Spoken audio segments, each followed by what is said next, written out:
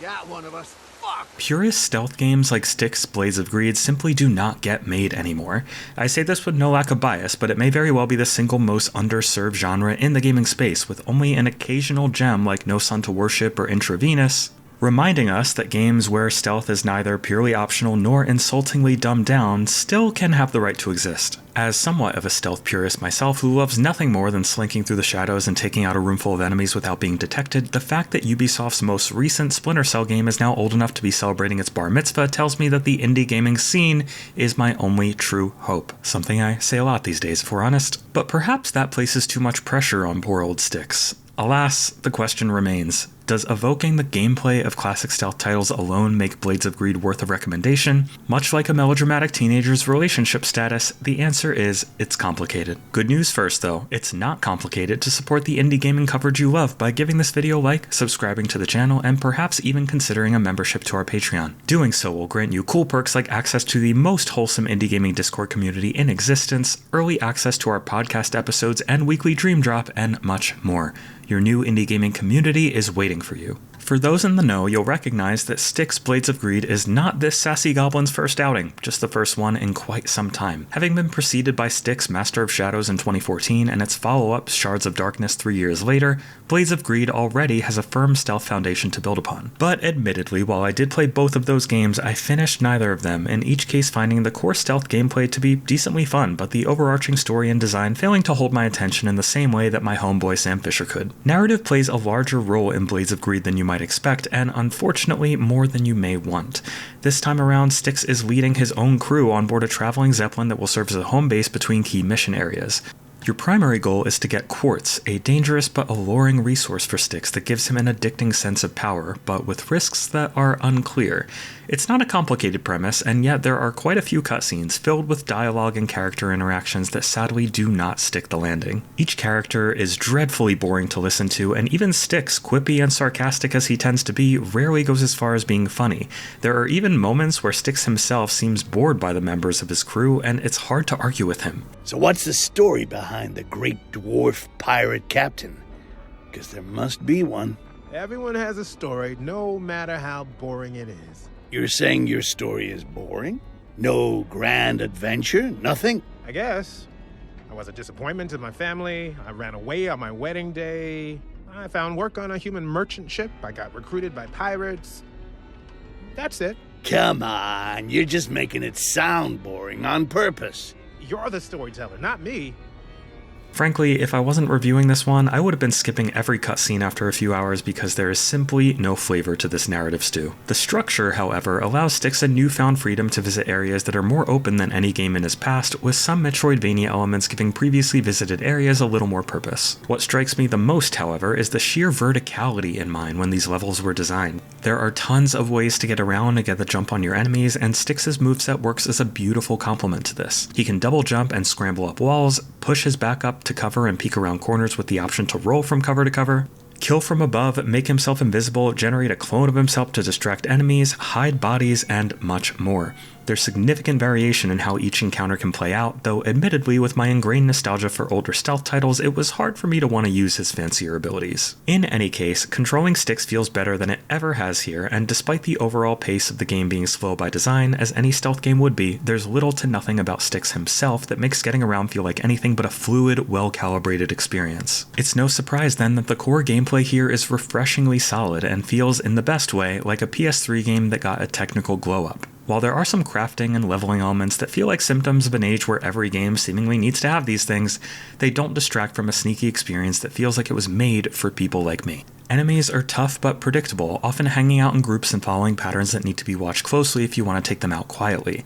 Even on normal difficulty, getting caught is really bad because it will only take a hit or two before you go down, and the new intentionally clumsy Souls-light combat system consisting purely of well-timed stabs and dodges is not something you want to lean upon, especially in the frequent case where multiple guards are attacking you at once. The goal is very much not to get caught, and I love that this isn't optional since I have major beef with the AAA industry's taste for play your own way style stealth that makes shooting or slashing your way out of a confrontation trivially easy. Styx is not that game, and it's all the better for it. Using the tools at your disposal in a clever way to clear a room of guards, hide their bodies, and make it look like nothing happened feels exactly as satisfying as it should. I just wish that level of satisfaction extended almost anywhere else. I know that's a deep dig, and one I hate to throw out there in light of the seriously great core gameplay here.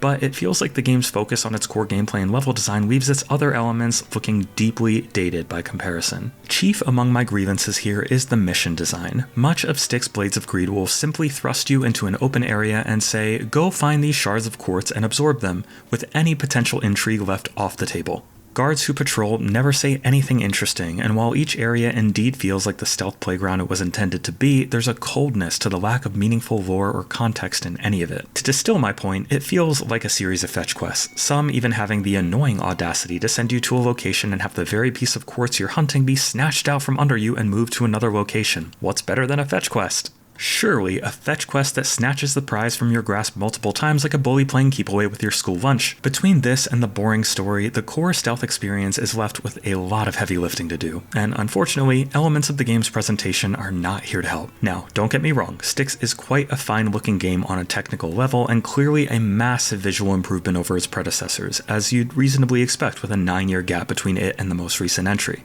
But that comes with its drawbacks. For one, performance is extremely rough if you're trying to play this on a low-end rig. Pay attention to the recommended specs here, because even on my laptop with an RTX 4060, I could only sometimes get 50 to 60 FPS on a combination of low to medium settings at 1440p, and that is with DLSS enabled. On a desktop RTX 4080, it was easy enough to get 60 FPS even on max settings, but DLSS and frame generation felt pretty much required for that to be realistic.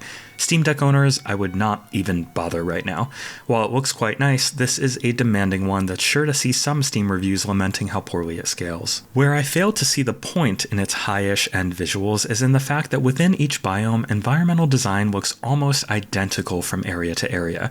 There's little to no visual variation within each zone, with so many assets used and reused within the sometimes massive levels that I frequently wish the focus was more on giving each building character rather than just making it so that there's a lot of them. The level design, to its credit, does have a pretty wide variety of approaches built in, and that's important, but whether I enter a building through the window, a hole in the wall, or by jumping down its chimney, the fact that everything inside looks very nearly the same as in every other building kills some immersion through some sheer recognition of just how little there is to discover. And that impacts the gameplay in a sense too, because while exploring will net you some items that could help you out in your sleuthing, these rarely feel essential, and the visual uniformity to everything made me ache to simply get through the next fetch quest rather than exploring my surroundings in depth. Audio design in Styx is pretty minimalist, but not to a fault. This is a slower paced stealth game after all, with rarely the sort of fast paced sequences that demand a hard hitting soundtrack.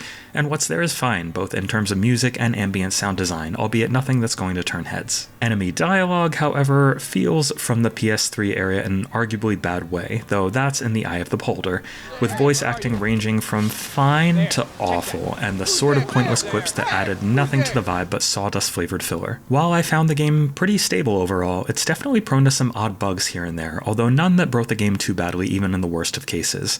For one, there's a mechanic that allows you to poison guards' food so that they'll eat it and quickly die on their next patrol of the area, but the way it tends to work, or not, often left me scratching my head. Sometimes I would poison food and the guard patrolling wouldn't even touch it, and in one strange case, a guard got sick and died before I even poisoned his meal, which was convenient, but certainly interesting. Guard patrols can also sometimes break, like in one case where 3 guards I needed to get past stopped patrolling at all and just hung around each other, making my objective exceptionally difficult even after multiple reloads.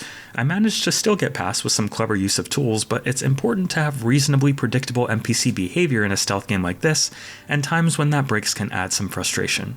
In the end, Styx Blades of Greed ends up feeling like a more finely tuned, but perhaps less interesting evolution of its predecessors. For every way the core stealth experience and open-ended level design take a step forward into the modern era, its mission design, cold visual uniformity, and lack of immersion feel firmly rooted in the past.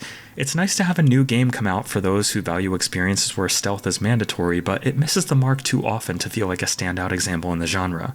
It's easy enough to recommend to folks like myself who are starved of modern stealth games, but I'd caution even them to come in not expecting it to make the wait for a proper new Splinter Cell-like any easier. It looks like it and it feels like it to some degree, but much like asking ChatGPT to pretend to be your girlfriend on Valentine's Day, it won't take too long before you see through the cracks. At I Dream of Indie Games, we value games as more than just a number and assign them a genie lamp ranging from the dreaded Indie Krampus all the way up to the coveted golden genie lamp of approval. As a solidly fun stealth game wrapped in a blanket of unfortunate flaws, Styx Blades of Greed gets my cautious recommendation and earns itself the bronze genie lamp of approval.